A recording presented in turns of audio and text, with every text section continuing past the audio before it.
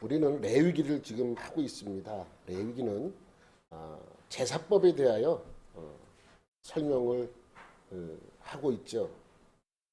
좀 더 레위기를 구체적으로 알려면 제사법, 그다음에 제사장의 규례, 그다음에 정결법에 대하여 설명한 책입니다.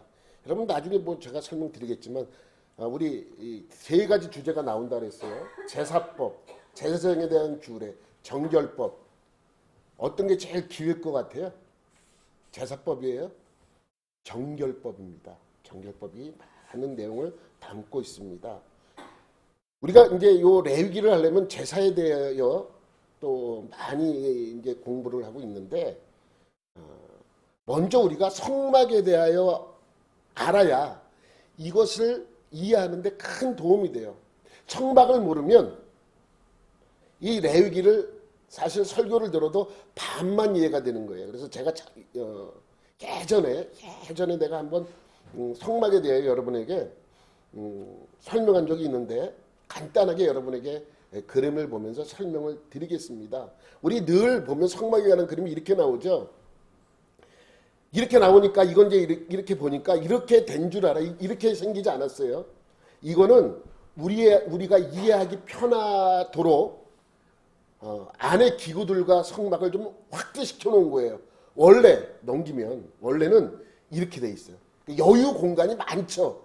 그러니까 여유 공간이 많은데 이렇게 설명하면 이 안에 들어가 있는 기구들이나 이런 것이 작게 보이기 때문에 다시 넘기면 이렇게 봐야 쉽게 되기 때문에 이렇게 설명하는 거지. 넘겨봐봐요. 원래는 이렇게 돼 있어. 원래.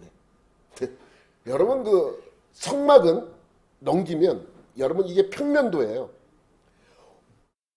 가로가 50m, 세로가 25m예요. 상당히 크죠? 50m, 25m.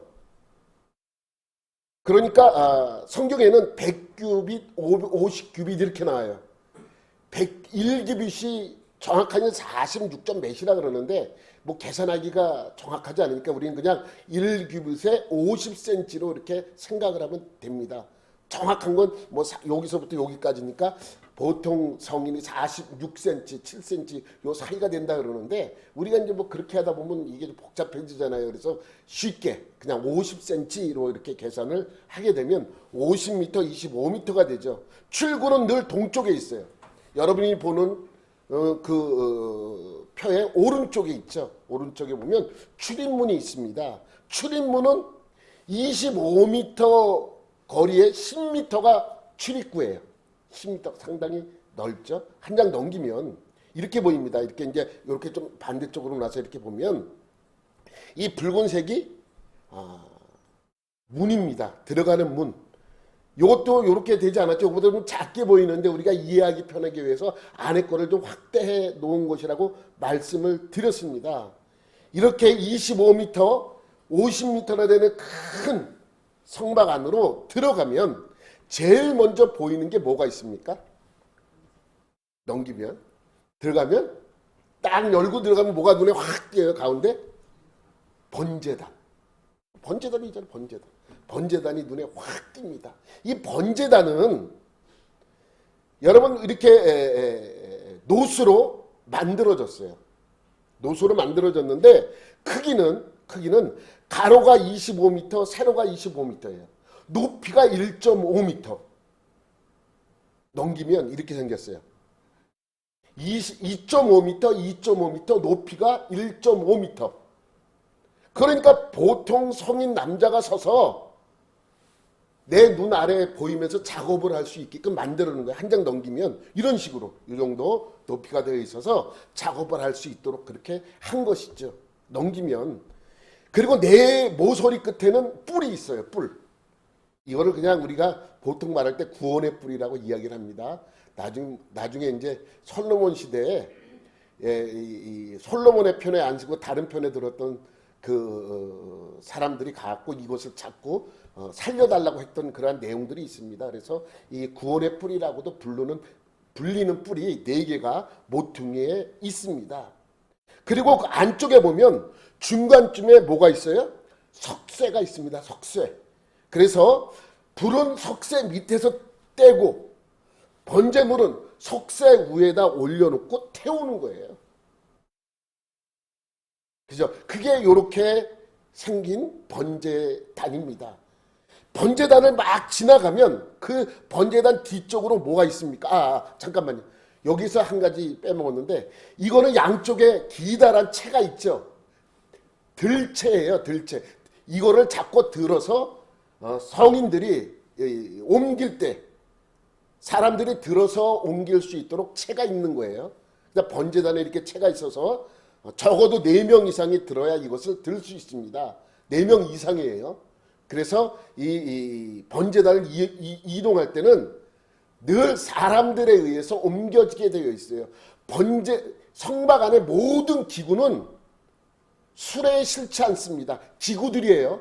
뭐 성막의 기둥이라든지 이런 거는 수레에 실어서 나르지만 기구들, 우리가 지금 보고 있는 기구들은 사람이 직접 들어서 날라야 됩니다. 그래서 채가 있는 거예요. 요 번제단을 막 지나치면 번제단 뒤에 뭐가 있습니까? 물두멍이 나와요. 물두멍. 번제단을 딱 내려면 그 뒤에 물두멍이 있습니다. 우리가 그냥 물두멍이라고 잘한 것 같아요. 왜냐하면 사실 이거를 저거하면 그냥 물통이에요. 두멍이라는 건 대야거든요.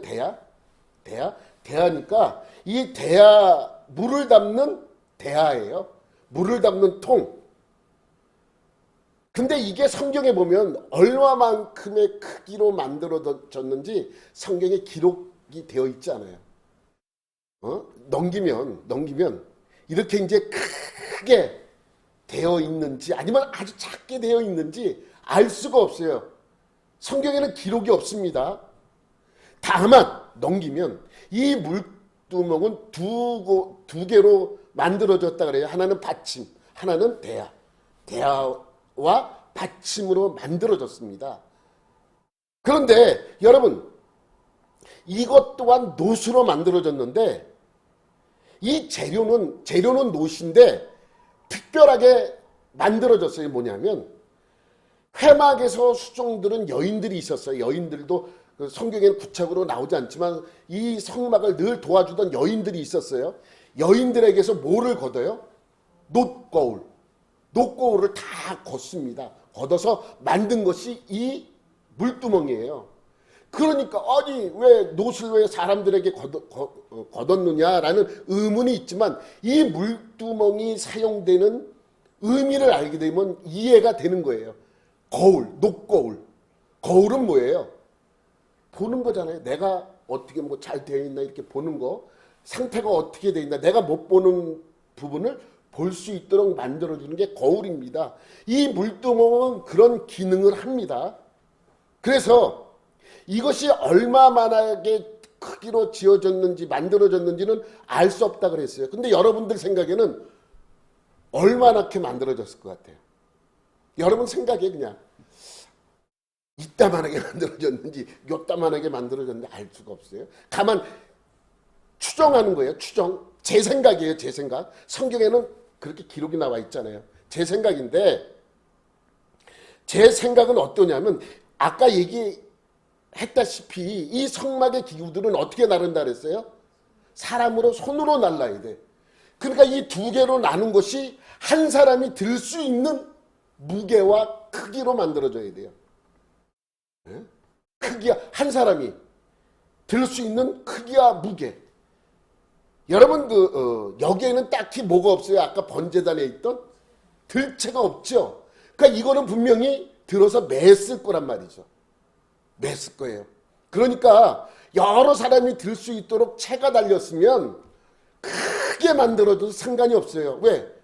4명이 들고 8명이 들고 뭐 12명이 들고 하면 되니까. 근데 이거는 그냥 누가 양쪽에서 들 수 있도록 만든 것이 아닙니다. 다만 두 사람이 드는 것만은 확실해요. 왜? 둘로 분리되어 있잖아요. 한 사람은 두멍을 들고 한 사람은 받침을 들어서 나를 수 있는 크기예요. 그러니까 우리가 생각하는 것만큼 크게 만들어지지 않고 한 사람이 들을 수 있는 크기로 만들어졌을 것입니다. 무게 또한 거기에 맞는 무게로 만들어졌을 것입니다. 그러면 그렇게 생각하면 되잖아요. 그럼 상식적으로 맞잖아요. 이해가 되죠? 이건 우리가 이렇게 이해하면 될 것입니다. 그러면 이제 번제단과 물두멍을 지나면 뭐가 나옵니까? 예? 넘겨보세요. 성소가 나와.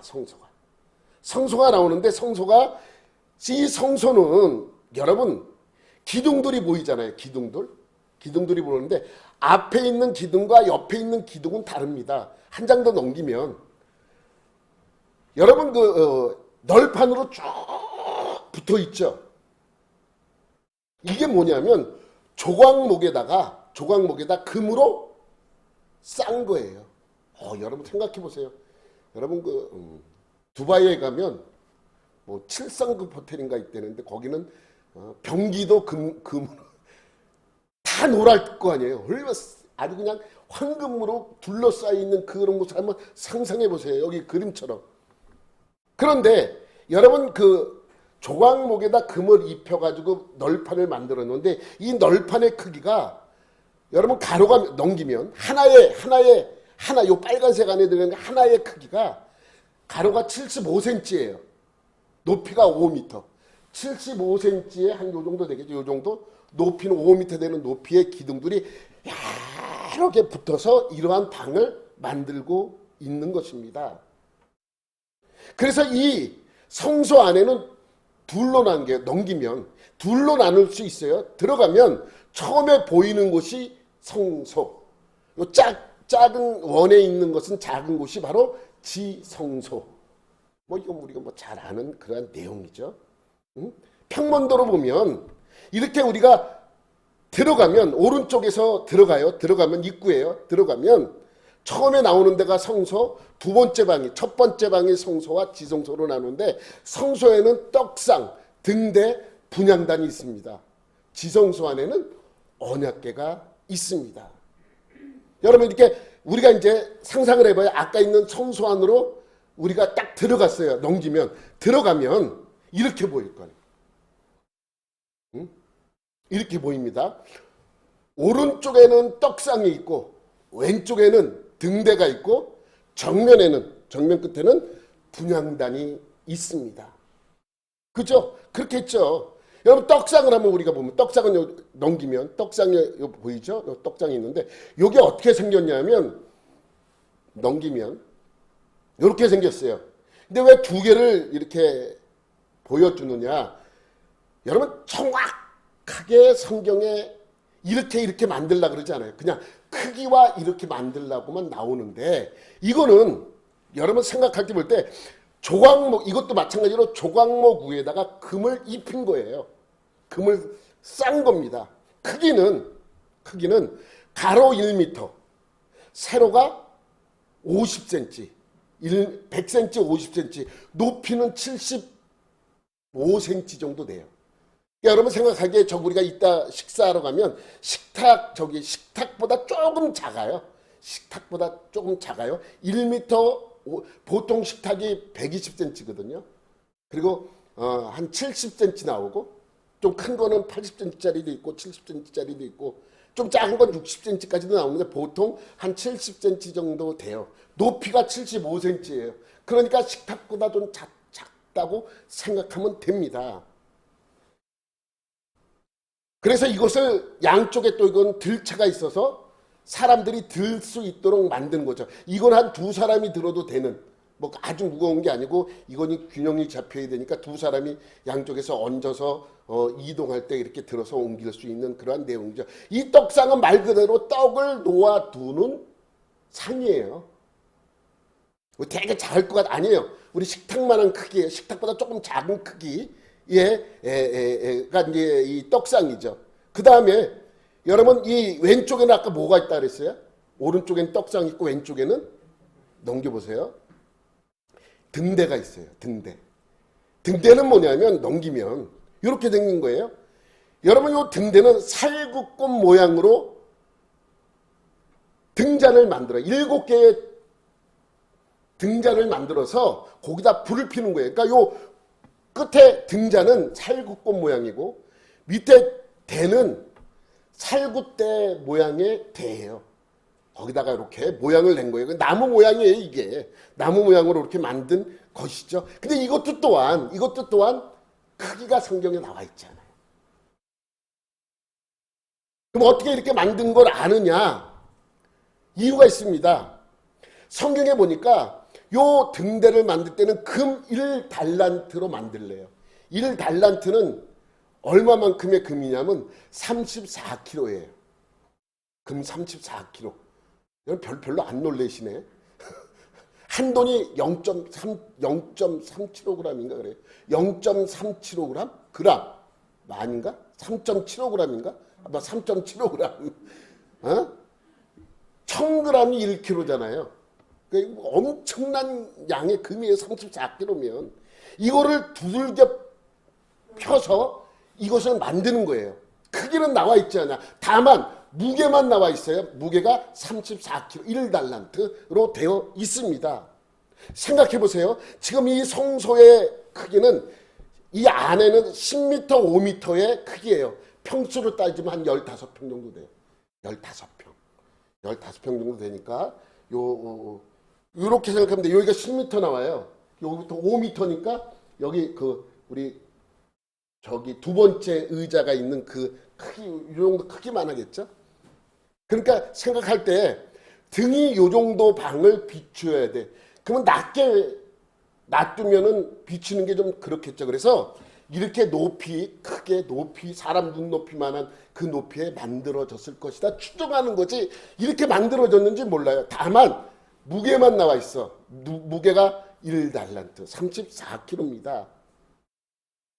그러니까 여러분 생각해 보세요. 이것 또한 사람이 들어서 날라야 돼요. 그러니까 34kg는 좀 무겁긴 해도 들을 수 없는 무게는 아니에요. 그래서 이거를 이제 싸서 등에 매서 이제 이동을 했겠죠. 그리고 나서 이 등대 왼쪽에 떡상, 오른쪽에 등대 정면에는 뭐가 있다 그랬어요? 분향단. 넘기면 이렇게 분향단이 가운데 딱 중앙에 지성소 바로 앞에 이렇게 분향단이 있습니다. 분향단이에요. 넘기면 분향단은 가까이서 보면 이렇게 생겼어요. 분향단 위에 금 향로가 있어요. 이 향로는 나중에 지성소 들어갈 때 이걸 가지고 들어가서 그 안에서 향을 많이 피워서 연기를 내게 만드는 거예요. 분향단. 여러분 나중에 또 기회가 있으면 하겠지만 이 분향단에서 피우는 이 금향로에서 피우는 향은 어떤 거냐면 소합향, 나감향, 풍자향, 유향을 섞어서 만든 거예요. 그거를 불에다 얹어놓고 향로에다 올려놓고 태우는 것이죠. 그래서 이렇게 생겼는데 이 크기는 가로 세로 50cm짜리예요. 요만한 50cm짜리, 높이는 1m. 그러니까 아까 떡상보다 25cm가 더 높아요. 크기는 더 작죠. 50cm 가로 세로 50cm의 높이가 1m 정도 되는 요 정도 크기에 한 요 정도 되는 그러한 그 위에 금 향로가 놓여 있습니다.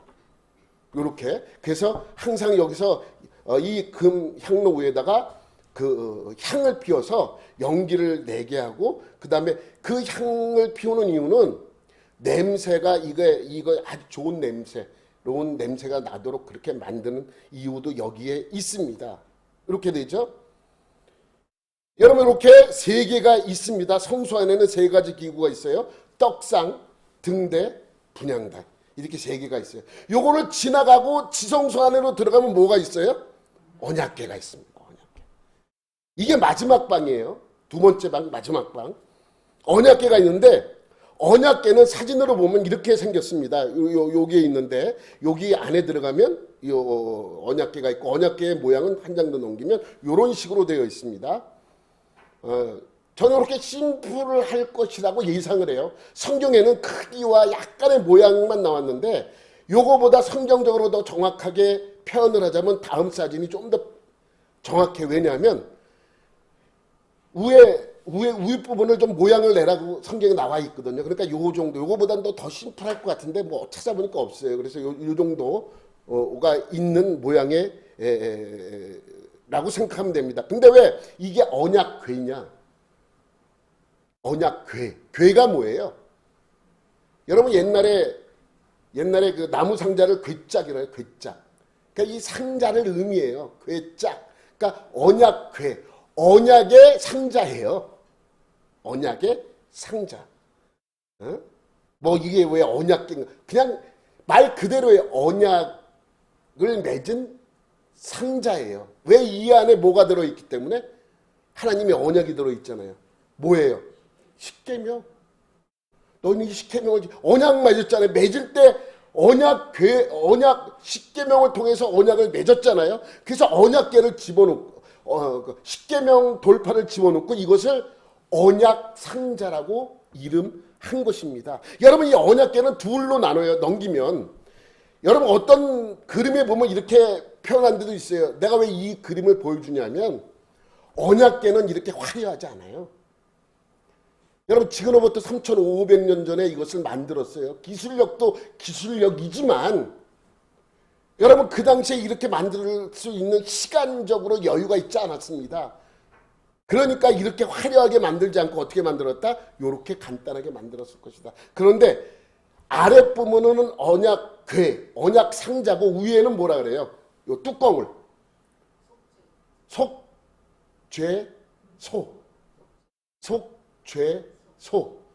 속죄소는 무슨 의미예요? 죄를 용서하는 곳이다 라고 말할 수 있는 것이에요. 그래서 두 천사가 이걸 딱 이 언약궤를 지키고 있죠. 이거 밑에 상자는 나무로 만들어서 금으로 입혔는데 요 천사는 금으로 만든 거예요.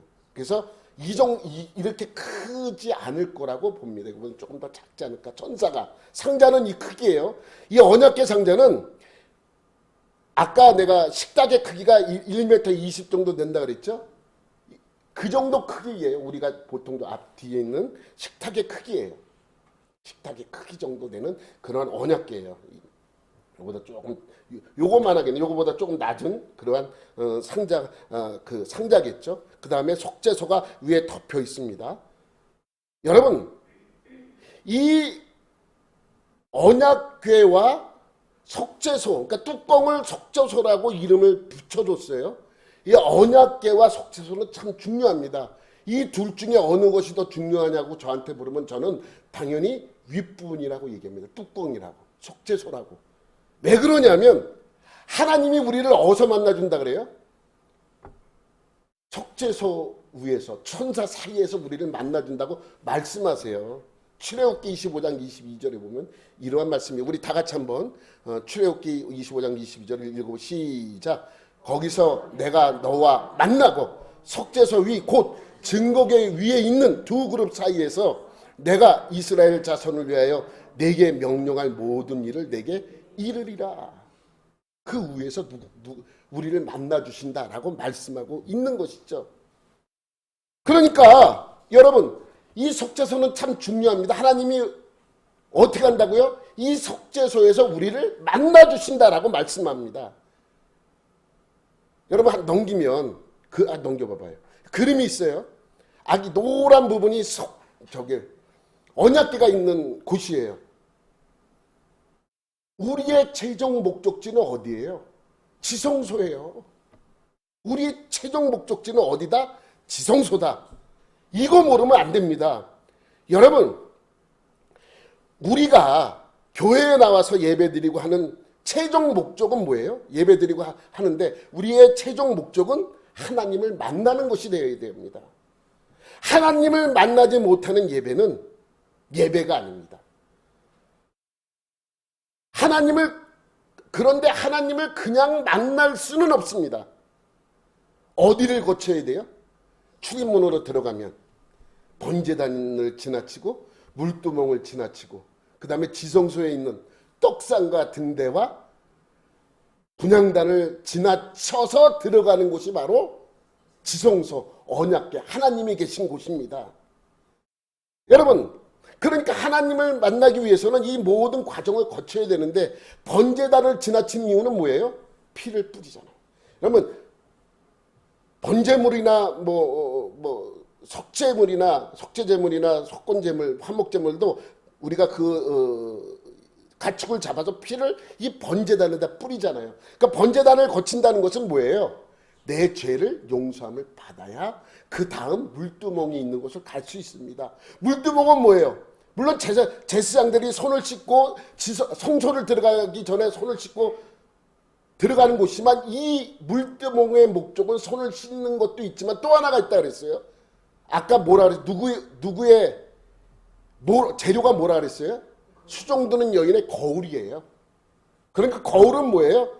나를 보는 것이죠. 그러니까 손을 씻는 것도 그 목적이긴 하지만 또 다른 목적은 바라보는 거예요. 이 물두멍을 보고 내가 정말 용서함을 받았나 확인시키는 것이죠. 그래서 물두멍을 통해서 우리는 나 자신을 바라보고 내 죄가 용서함 받았구나. 그 다음에 어딜 들어갈 수 있어요? 그래야 성소로 들어가요. 성소에 들어갔더니 세 가지가 나오죠. 떡상과 등대와 분향단이 나옵니다. 여러분 떡상은 떡이 올려가 있고 등대에는 늘 불이 켜져 있고 그 다음에 분향단에는 늘 향이 피워져 있습니다. 이거는 영적으로 세 가지 의미가 있습니다. 떡상은 뭐예요? 말 그대로 떡 아니에요. 양식. 우리의 영의 양식이 뭐예요? 말씀이죠. 그 다음에 등대는 비추잖아요. 자기를 태워서 비추잖아요. 봉사예요. 봉사. 그 다음에 분향단은 계속 향을 피우고 연기가 올라가요. 기도입니다. 그러니 성소 안에 들어가면 말씀과 봉사와 기도가 이루어져야 하는 곳입니다. 예수와 믿으면 끝나는 게 아니에요. 여러분 무교회주의자들이 잘못된 게 바로 여기에 있습니다. 그럼 내가 예수 믿고 용서함 받았는데 구원 받으면 그만이지. 아니에요. 그 다음에 우리가 하나님을 만나기 위해서는 세 가지를 경험해야 되는데 말씀을 듣고 봉사를 하고 그 다음에 기도를 함으로써 하나님을 만날 자격을 얻을 수 있게 되는 것입니다. 넘기면 아니 위에 그러면 그 다음에 이 세 가지를 거치면 어디를 들어갈 수 있는 자격이 생기는 거예요. 지성소에 들어갈 수 있는 자격이 생깁니다. 지성소에 딱 들어가니까 누가 보여요? 하나님이 보이는 거예요. 하나님을 만나는 것입니다. 이거를 모르면 우리가 참 힘들고 어려워지죠. 지성소에 들어가는 목적은 단 한 가지입니다. 뭡니까? 하나님을 만나는 것입니다. 네? 그러니까 우리가 예수 그리스도로 인해서 죄 용서함 받았다고 끝나지 않습니다. 죄사함 받은 이후에도 말씀과 기도와 봉사로 하나님께 봉사하고 그 다음에 하나님이 계시는 지성소로 나갈 수 있습니다. 이것을 통과하지 못하면 지성소에 갈 수 없는 거예요. 구조적으로 그렇게 되어 있습니다. 나는 앞에 거 다 건너뛰고 그냥 하나님 있는 곳으로 바로 들어가야 돼. 여러분 성경에 재밌는 말씀이 있는 거 아세요? 어떠한 입구도 구멍도 만들지 말래요. 그러니까 이 지성소를 들어갈 수 있는 곳은 문밖에 없어요. 예전에 궁궐에도 개구멍이 있었다 그러는데 여기는 어떠한 구멍도 만들면 안 돼요. 입구로만 들어갈 수 있도록 만들어 놓으셨습니다. 그러니까 이것을 통과해야지만 하나님을 만날 수 있고 그래서 우리가 예배 중에 기도도 있고 말씀도 듣고 그 다음에 봉사도 있는 것입니다.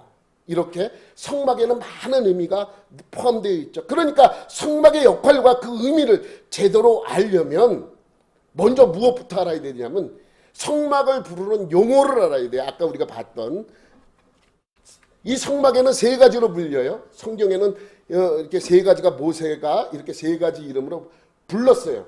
첫째는 성막, 두 번째는 증거막, 증거장막이라고 돼요. 증거막이나 증거장막이라고. 세 번째는 회막이라고 해요. 이 세 가지로 불리게 됩니다. 근데 뭐 특별한 의미가 아니에요. 그냥 그렇게 부르는 거예요. 그렇게 부르는 거예요. 예? 여러분 성막은 말 그대로 성막 뭐예요? 거룩한 천막, 텐트예요. 텐트. 막사, 거룩한 텐트, 거룩한 천막. 그런 뜻이죠. 증거막은 뭐예요?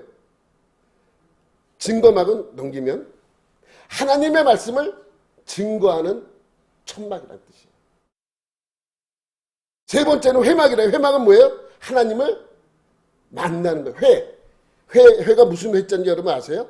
모일회예요. 회의할 때 회자를 써요. 그러니까 만나는 곳이라는 의미가 있는 것이죠. 그러니까 우리가 성막에는 세 가지 의미가 있구나. 거룩한 곳이고 하나님의 말씀이 있는 곳이고 하나님을 만나는 곳이구나. 이 세 가지가 있는 것입니다. 성경에 보면 성막이 맨 먼저 언급이 되고 그 다음에 회막이 언급이 되고 그 다음에 증거막을 순서로 이렇게 언급이 됩니다. 그래서 모세가 처음 이것을 성막을 만들라고 지시하면서 꺼낸 이름이 성막이에요. 그래서 우리가 성막농 그러는 거예요.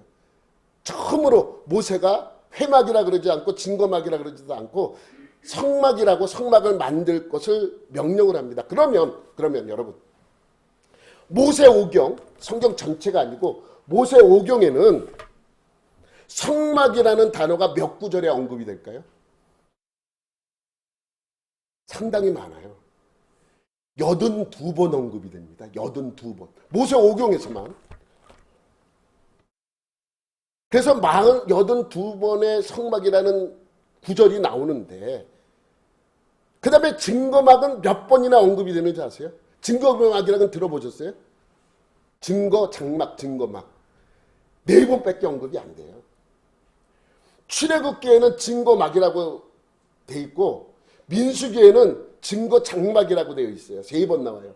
그래서 4번이 언급이 돼요. 성경에는 이 증거 장막이라고 6번이 언급이 되는데 이 4번 외에는 신약 성경에 2번이 언급이 돼요. 신약 성경에 2번. 여러분 성막이나 회막은 신약 성경에 언급이 없어요. 오로지 증거 장막으로 언급이 되는데 사도행전에 한 번 있고 요한계시록에 한 번 있습니다. 여러분 증거 장막이라고 잘 쓰는 곳이 하나 있어요. 여러분이 잘 아는 신천지. 네? 거기에 정식 명칭이 신천지 예수교 증거 장막 성전이에요. 그게 명칭이야. 신천지 예수교 증거 장막 성전. 여러분 여기서 예수교는 우리가 믿는 예수님이 아니에요. 여기서 신천지 예수교 할 때 예수교는 누구예요? 이만희. 똑같이 예수인데 우리 믿는 아니에요. 그 이만희를 예수라고 표현한 거예요. 그러니까 우리가 믿는 예수님이 아니에요. 여러분 예수님 당시에 예수라는 이름을 가진 사람은 예수님 한 명뿐이었을까요? 아닙니다. 많이 있었습니다. 그러니까 이름만 갖고 있는 것이죠. 여기도 그냥 예수라는 이름만 표현했을 뿐이지 우리가 믿는 예수님이 아니라 그들은 그 예수님을 신천지의 이만희를 뜻하기도 합니다. 여러분 처음에 이 신천지가 교회에 와서 얼마나 막 회방했는지 아세요? 예배 시간에 막 그냥 와서 손 들고 질문이 있다 그러고 우리 교회도 좀 왔으면 좋겠어. 질문 좀 하라 그랬으면 좋겠어. 그러니까 처음에는 대비가 없으니까 목사님들이 당황하잖아요. 누가 설교 시간에 손 들고 질문 있습니다라고 얘기를 해요. 그래서 얼마나 힘들었는지 몰라. 그 이후에 그래서 교회에서 신천지 오지 못하도록 다 그렇게 팻말 붙여놓고 신천지 금지 그러한 그 프랭카드를 달았었겠습니까? 얼마나 힘들면.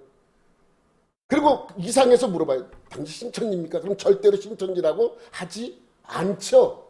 저 신천지인데요. 라고 하겠습니까? 거짓말하는 것이죠. 그래서 어떤 선교사님이 방법을 가르쳐 줬어요. 이상한 사람이 있으면 그에게 가서 물어보래요. 신천지냐? 그럼 100% 아니라 그럽니다. 그럼 쫓아해보라 그래요. 뭘 쫓아해보라 그러냐면 이만희 개새끼 이렇게 하래요. 진짜요? 절대로 못. 여러분 예수님한테 욕하면 여러분 욕하겠습니까? 내가 왜 욕하냐고 막 이렇게 해서 싸우죠. 근데 그들은 속였잖아요. 그러니까 한번 해보라. 우리는 할 수 있어. 뭐 개새끼는 못해도 나쁜 새끼 정도는 할 수 있잖아요. 해보라고 욕해보라고. 그럼 쫓아 못하면 다 신천지다고 그렇게 이야기를 하더라고요. 선교사님이 가르쳐준 방법이에요. 한 번도 사용해 본 적은 없어요. 저는. 여러분 그들이 그들은 욕 못해요. 왜? 이만희가 예수거든요. 구원자거든요. 여러분 그들이 왜 증거 장막 성전을 많이 쓰냐면 또 이름에도 그렇게 붙였냐면 그들은 요한계시록 갖고만 99% 설교예요. 매번 설교가 99% 요한계시록이에요. 성경은요. 요한계시록 중요합니다. 그런데 성경은 요한계시록만 있는 게 아닙니다. 66권 가운데 그냥 한 권일 뿐이에요. 근데 그들은 99%가 요한계시록 설교예요. 거기에 증거 장막 성전이라고 나오는 그거를 따가지고 쓴 겁니다. 그런데 그들이 말하는 증거 장막 성전은 성경에서 말하는 증거 장막 성전과 다른 의미가 있어요. 그들이 주장하는 것은 전혀 다른 것입니다. 나중에 제가 시간 있으면 그거에 대해서 설교를 드릴게요. 여러분, 그래서 증거 장막이라는 단어는 4번이 언급된다고 말씀드렸어요. 그리고 성막은 몇 번 언급이 된다고요? 82번이 언급돼요. 그러면 넘기지 마. 회막은 몇 번 정도 회막은 몇 번 정도 언급될 것 같아요. 알아맞히는 사람 선물 줘야 되는데 대충이라도 몇 번 언급될 것 같아요, 여러분. 예? 회막은 한 20번 나오나? 여러분 생각하면 몇 번 정도 나올 것 같아요? 50번 정도 나와요? 몰라요. 당연히 모르죠. 왜? 나도 정확히는 몰랐어요. 그런데 나 다시 찾아봤어요. 그랬더니 여러분 134구절이 있습니다. 우리가 그래 왜 성막론이 많아야 되지 않나? 그 왜 성막론이라 그랬나? 회막론이라 그래야지. 그렇잖아요.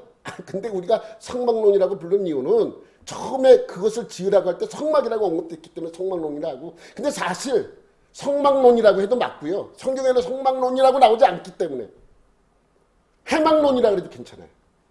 증거 장막론이라도 괜찮겠죠. 왜? 다 같은 곳을 의미하기 때문에 그렇습니다. 같은 곳을 의미하기 때문에 그렇습니다. 여러분, 왜 세 가지로 언급이 됐나? 사용처가 그렇게 되기 때문에 그래요. 거룩한 장소이기 때문에, 그곳에서 하나님의 말씀이 있기 때문에, 그곳에서 하나님이 우리를 만나주기 때문입니다. 그러면 왜 우리가 성막이라는 말이 많이 사용을 하고 회막이라는 말은 왜 사용을 안 하는데 모세는 왜 134번씩이나 모세오경에서 회막이라고 언급을 했는가? 왜 그런 것 같아요? 여러분, 성막은요, 하나님의 만나는 장소로서의 의미가 더 크기 때문입니다. 우리에게 왜 중요한가? 우리를 만나주시는 곳이기 때문에 중요해요. 그래서 모세가 회막이라고 그렇게 설명하고 있습니다. 교회도 마찬가지죠. 교회에 나와서 가장 중요한 것이 뭐나? 하나님을 만나는 것입니다. 네? 우리가 맨날 싸우죠. 어떤 분들이 맨날 난 그거 할 때마다 왜 저걸 싸우나? 어떤 분이 예배 드리다가 맞다. 어떤 분이 예배 본다가 맞다. 다 맞아요. 다. 예배를 보러 나오는 거, 하나님을 보러 나오는 것이죠. 우리가 우리의 재물을 하나님께 드린다. 예배를 드리다도 맞습니다. 이거 싸울 문제가 아니에요. 그런데 굳이 어떤 게 조금이라도 중요하냐고 저한테 물어본다면 저는 예배 본다가 맞다고 말해요. 드리다보다는 본다가 더 맞는 말씀이라고 들을 수 있습니다. 여러분, 그런데 이곳이 회막이 하나님을 만나는 곳이 언제 성막으로 바뀝니까? 회막이 성막으로 바뀔 때가 있어요. 회막이 성막으로 바뀝니다.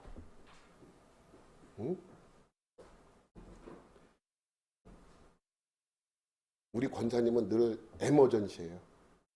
우리 남편분이 몸이 불편해 누워 계시는데 못 움직이세요. 거의 못 움직이셔. 그래서 다 했는데, 그래서 예배 시간에도 전화 받아라 해서 언제든지 에머전시. 여기 이상하게 생각하지 마시고, 왜냐면 남편이 움직여야 되는데 못 움직이면 숨을 못 쉬고 막 이러거든요. 그럼 전화가 오는 거예요. 멀리도 못 가요. 권사님은 교회와 집, 그 다음에 한 군데 더 다니는 데가 있어요. 마트. 요 정도밖에, 어디 뭐 놀러 이런 거 못 하셔. 그래서 늘 에머전시예요. 위급 상황에 대비하고 있어요. 군대로 말하면 5분 대기죠. 5분 대기죠. 하여튼 간에, 그래서 여러분, 하나님을 만나는 곳이에요. 회막. 근데 어느 순간에 성막으로 바뀌어요. 어느 순간에 성막으로 바뀝니까? 출애굽기 29장 43절 44 시작. 내가 거기서 이스라엘 자손을 만나리니 내 영광으로 말미암아 회막이 거룩하게 될지라. 내 영광으로 말미암아, 하나님의 영광입니다. 하나님의 영광으로 말미암아 그 회막이 성막이 되는 것이죠. 하나님이 임재하는 순간 그것은 거룩하게 되는 거예요. 거기가 원래 성막이니까. 아니에요. 하나님이 그곳에 임재하니까 성막이 되는 곳입니다.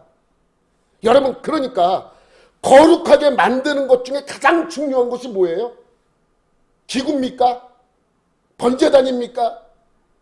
언약궤입니까? 아닙니다. 그곳에 하나님이 임재하기 때문에 그것이 거룩하게 되는 것입니다. 여러분, 하나님께서 모세를 부르는 장면이 있죠. 모세가 나이 40이 되어서 도망쳐가지고 저 미디안 광야에서 양을 치면서 살았어요. 40년간 양을 쳤죠. 80이 됐습니다. 어느 날 하나님이 모세를 부르시는데 어떻게 부르십니까? 미디안 땅 호렙산 위에서 하나님이 부르죠. 떨기나무에 불이 붙었는데 붙지 않습니다. 이상해서 타지 않으니까 모세 이상하다. 불이 붙었는데 나무가 안 타네. 이상하니까 가까이 가서 보려고 그곳을 그 가까이 나가는데 갑자기 음성이 들리죠. 뭐라고 음성이 들립니까? 모세야, 모세야 이렇게 들립니다. 모세가 깜짝 놀라서 들립니다. 예, 제가 여기 있습니다라고 얘기를 합니다. 자기를 부르니까 모세 여기 있습니다. 저 여기 있습니다.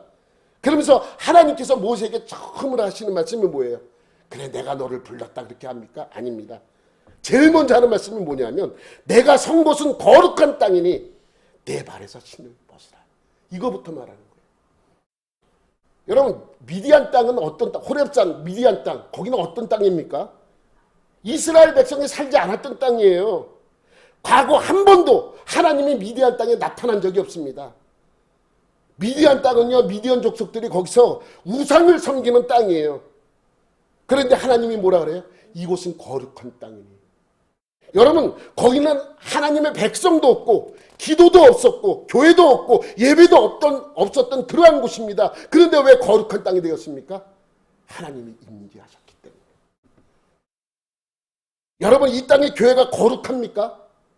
이 땅에 있는 많은 교회들이 거룩합니까? 거룩합니다. 그런데 교회라는 타이틀이 교회를 거룩하게 만들지 않습니다. 이 땅의 교회가 거룩한 이유는 이곳에 하나님이 임재하셨기 때문입니다. 우리가 있는 곳과는 상관이 없습니다. 그것이 차 안이든 직장이든 집이든 상관이 없습니다. 하나님이 임재하는 그 순간에 그곳이 바로 거룩한 곳이 되는 것입니다. 여러분, 제 선배 목사님 중 한 분은 지금은 없어졌죠 아마. 영등포에 가면 집장촌이 하나 있었어요. 그죠? 근데 그곳에다 개척하신 목사님이에요. 거기에 사명을 갖고 여자들이 많은, 그 몸을 파는 여자들이 많은 그곳에 교회를, 광야교회라고. 그 교회를 세웠습니다. 여러분, 집장촌이 있는 그곳에 교회를 세우면 그 교회가 거룩합니까? 거룩하지 않습니까? 상관없어요. 그곳이 거룩하든 거룩하지 않든 상관이 없습니다. 그곳에 하나님이 임재하면 그곳이 거룩해지는 거예요. 예? 아무리 좋은 교회라고 할지라도 그곳에서 하나님이 떠나신다면 그것은 더 이상 거룩한 곳이 될 수 없습니다. 그러니까 거룩을 구분하는 한 가지는 뭐예요? 하나님의 임재입니다. 사람도 마찬가지죠. 목사라고 해도 하나님과 함께하지 않는다면 그는 거룩한 사람이 될 수 없습니다. 그러니까 우리는 하나님의 임재를 간구하며 겸손하게 하나님에게 나가야 하는 것이죠. 그러니까 회막에 하나님을 만나는 곳에 하나님이 임재하는 순간 그곳이 성막이 되어지는 것이죠. 그러니 레위기에서 말하는 성막, 증거막, 회막, 이 뜻은 뭐냐면 이곳은 하나님이 백성을 만나는 곳이고 하나님이 임재함으로 거룩해지는 곳이고 그곳에 뭐가 있어요? 말씀이 있습니다. 하나님을 증거하는 말씀이 있습니다. 그러니까 성막의 역할은 이곳에 이 이름에 다 나타나 있는 것이죠. 근데 오늘 그 성막을 다 짓고 제사법을 다 알려준 다음에 제사장들을 불러서 위임식을 하는 장면이 오늘 8장의 말씀입니다. 여러분, 첫 제사장의 위임을 받는 사람은 아론과 그의 아들들입니다. 2절 말씀에 보면 이러한 말씀이 있죠. 너는 아론과 그의 아들들과 함께 이렇게 말씀하세요. 아론의 아들은 몇 명이에요? 4명이에요. 보면 넘기면 나답, 첫째가 나답이고 아비우고 엘르아살이고 이다말이에요. 4명이에요. 뭐 나답과 아비우는 죽죠. 불을 잘못해서. 그래서 두 명 엘라살과 이달리만 상남. 하여튼간에 이 네 명의 아들과 아론과 합쳐서 몇 명이 위임식을 받아요? 5명이 위임식을 받습니다. 근데 이들이 그냥 나올 때 그냥 나오라 그러지 않고 뭘 가지고 나오라 그래요. 계속 말씀 넘기면 그 의복을 갖고 나와야 돼. 관유와 속죄제에 수송아지와 순양 2마리 무교병 한강조. 그러니까 속죄제 제물을 갖고 오라. 3가지를 갖고 나오는 거예요. 의복을 갖고 나와야 되고 관유를 갖고 나와야 되고 그 다음에 속죄제 제물을 갖고 나와야 돼요. 그래서 이제 이들이 이 3가지를 갖고 나와서 하나님께 위임식을 하는데 위임식은 7가지 단계를 거쳐야 됩니다. 첫 번째는 뭐냐면 회중을 모아. 회중을. 우리 3절 말씀 보면 온 회중을 회막문에 모으라. 온 회중을 모으는 거예요. 모으고 회막문 앞에서 모으고 회막문 안쪽으로는 회막 안에서는 지금 위임식을 거행하는데 왜 회막문 앞에 모이라고 하는가? 여러분 이유가 있습니다. 제사장은요. 특별히 대제사장은 대표예요. 누구를 대표해요? 백성을 대표해요. 그래서 백성들이 나와요. 백성을 대표해요. 여러분 하나님 앞에 설 때는 백성들을 대표하고 백성들 앞에 섰을 때는 누구를 대표합니까? 하나님을 대표하는 거예요. 여러분 아까 우리 읽었던 출애굽기 29장 43절 44절 말씀 하반절에 보면 이렇게 말씀합니다. 우리의 제사장이라 그래야 되는데 뭐라 하나님께서 내게 제사장 직분을 행하게 하며 하나님에게도 제사장이고 사람들에게도 제사장이에요. 그러니까 사람들 앞에서 하나님을 대표하고 하나님 앞에서는 백성들을 대표하는 것이 대제사장의 역할입니다. 그래서 온 회중을 모읍니다. 그럼 두 번째 뭐래요? 두 번째 넘기면 씻어요. 씻겨줘야 돼요. 6절 말씀 보면 이래. 6절 말씀. 모세가 아론과 그의 아들들을 데려다가 물로 그들을 씻기고 정결 예식을 하는 정결하게 만드는 것이죠. 그 다음에 세 번째는 뭐예요? 제사장복. 아까 의복을 갖고 나오라 했잖아요. 그래서 의복을 옷을 입히는 것입니다. 7절 9절 말씀에 보면 이런 말씀이 있습니다. 아론에게 속옷을 입히고 쭉 읽어보면 이렇습니다. 이 구절을 요 말씀만 보면 넘겨봐봐요. 요 그림 보면 여러분이 보는 왼쪽 그림이 제사장 복장이고 오른쪽 앞뒤로 보이는 옷이 대제사장 복입니다. 다른 게 아니에요. 제사장 복 위에다가 더 입는 것이 대제사장의 옷입니다. 그러니까 제사장이 대제사장 옷을 입으려면 제사장을 거쳐서 대제사장 옷을 입히는 것이죠. 전혀 다른 옷이 아닙니다. 그런데 이 대제사장에는 특별히 더 입히는 이유가 있습니다. 아까 제가 백성을 대표한다 그랬죠. 가슴에는 12개의 그 보석, 보석이라 해요. 돌이라. 그것이 박혀 있어요. 12개의 그 돌은 뭐예요? 12지파를 뜻하는 거예요. 그 안에는 주머니가 있어요. 우림과 둠빔. 하얀색 돌과 검은색 돌이 있습니다. 이 안에 집어넣어요. 그래서 백성들을 재판할 때 씁니다. 쫙 나오면 그 딱 꺼내서 쓸 때, 그러니까 하나님을 대신해서 그걸 재판하는 것이고, 하나님 앞에 섰을 때는 12지파를 대신하는 거기 때문에 그렇게 하는 것이죠. 네 번째 뭐예요? 관유를 붓습니다. 아까 관유를 갖고 나가라 했죠. 의복과 관유를 갖고 나가라 했어요. 관유를 붓습니다. 관유가 뭐예요? 관유가 붓는 게 관유예요. 붓는 게 붓다 할 때 그 한문이 물될 관이에요. 물을 댄다 할 때 관자를 써요.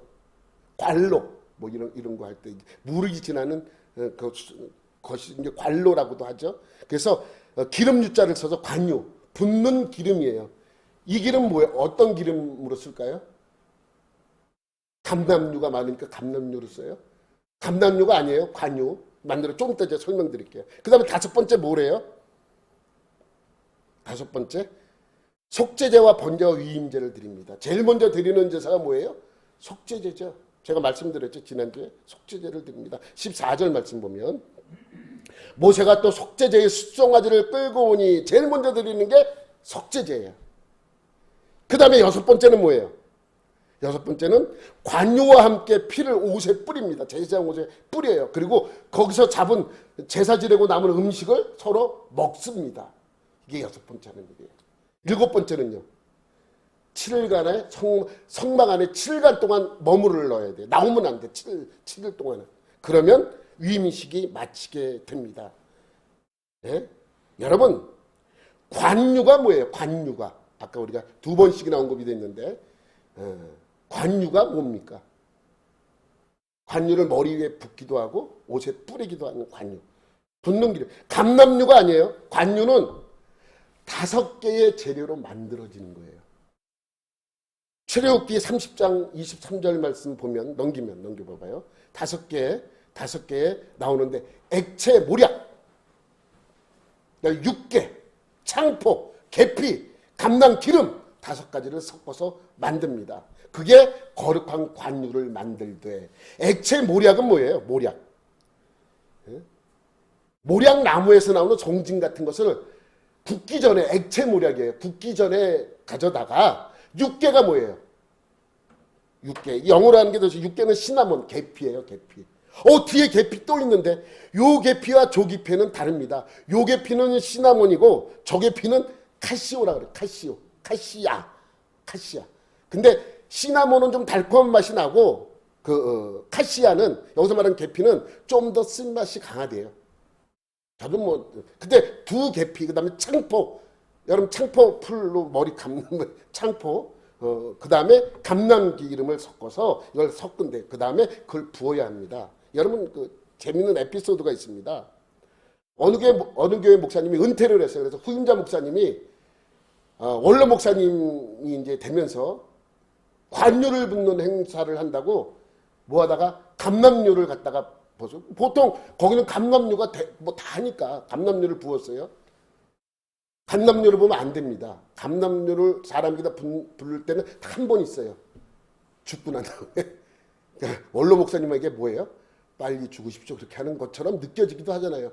그 알고 그런 게 아니래요. 모르고 그냥 성경적인 의미를 부여하기 위해서 이제 진짜 사역자입니다. 제사, 저 기름 부음을 받은 사역자입니다. 이러한 의미를 둬서 했는데 그게 잘못된 거예요. 관유는 만들어서 씁니다. 여러분 아까 분향단에다 분향하는 것도 만들어서 쓰고 이것도 만들어서 쓰게 되어 있습니다. 여러분 구약 시대에 기름 부음, 관유를 받는 사람은 3종류의 사람이 있습니다. 첫 번째는 오늘 나온 제사장, 두 번째는 왕, 세 번째 선지자. 세 명이 기름 부음을 받아요. 여기서 기름을 부을 때는 뭘 부어야 됩니까? 관유를 부어야 되는 거예요. 아까 그것대로 만든 관유를 부어야 합니다. 여러분 기름 부음이라는 뜻이 히브리어로 뭐라 그러는지 아세요? 메시아예요. 그러니까 우리가 예수님을 예수님이 메시아라고 부르는 이는 예수님이 기름 부음을 받은 자이기 때문에 그래요. 그래서 이 기름 부음을 받으신 분이기 때문에 예수님을 메시아라 그러는데 어떤 직분으로 기름을 부음을 받은 거예요? 제사장입니까? 왕입니까? 선지자입니까? 어떤 직분으로 말미암아 기름 부음을 받으신 거예요?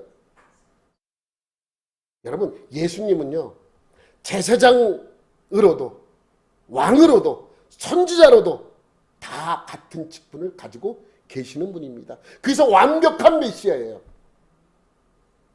그래서 구원이 완성되는 것입니다. 메시아는 히브리어고요. 헬라어로는 뭐라 그래요? 그리스도. 우리가 그래서 예수 그리스도 하잖아요.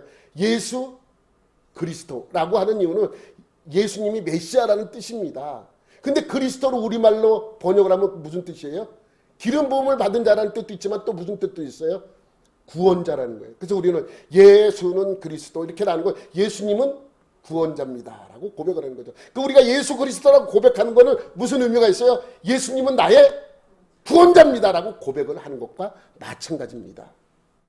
여러분 예수님은 완전한 구원자십니다. 완벽한. 그 어떤 것도 우리를 구원시키지 못해요. 그런데 그 예수님만이 우리를 구원시킬 수 있습니다. 그러니까 우리의 왕은 예수님밖에 없는 거죠. 또 우리의 대제사장도 예수님밖에 없습니다. 예수님은 하나님 앞에 설 때는 누구를 대표해요? 우리를 대표합니다. 우리 앞에 설 때는 누구를 대표해요? 하나님을 대표해요. 그래서 말씀도 전해주고 그 직분을 완성시키기 위해 모든 것들을 행하는 그러한 분이십니다. 그리고 우리의 선지자도 예수님밖에 없습니다. 선지자는 뭐라는 거예요? 하나님의 뜻과 하나님의 말씀을 전하는 자예요.